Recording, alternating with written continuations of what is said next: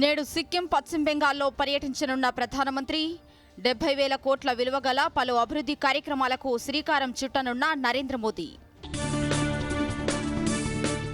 2025-26 ఖరీఫ్ సీజన్కు 14 పంటల కనీస మద్దతు ధర పెంపుకు కేంద్ర కేబినెట్ ఆమోదం.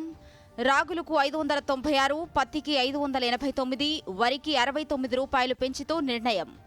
కేబినెట్ నిర్ణయాలపై హర్షం వ్యక్తం చేసిన కేంద్ర మంత్రి కిషన్ రెడ్డి. సవరించిన వడ్డీ రాయితీ పథకం కొనసాగింపుకు కేబినెట్ ఆమోదం. కిసాన్ క్రెడిట్ కార్డుపై రైతులకు 7% వడ్డీకే రుణాలు. సమయానికి చెల్లిస్తే వడ్డీలో 3% అదనపు రాయితీ. పంట నష్టం నిధులను విడుదల చేసిన రాష్ట్ర ప్రభుత్వం 5,528 ఎకరాల్లో పంట నష్టం జరిగినట్లు అధికారుల అంచనా. దాదాపు 51 కోట్ల రూపాయల నిధులను మంజూరు చేసిన సర్కార్. ఐపీఎల్ 2025లో నేడు క్వాలిఫైర్ 1 మ్యాచ్.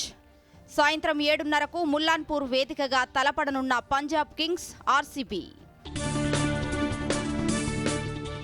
రాష్ట్రంలో విస్తరించిన నైరుతి రుతుపవనాలు 2 రోజుల పాటు భారీ నుంచి అతి భారీ వర్షాలు కురుస్తాయన్న వాతావరణ కేంద్రం. పలు జిల్లాలకు ఆరెంజ్ అలర్ట్ జారీ.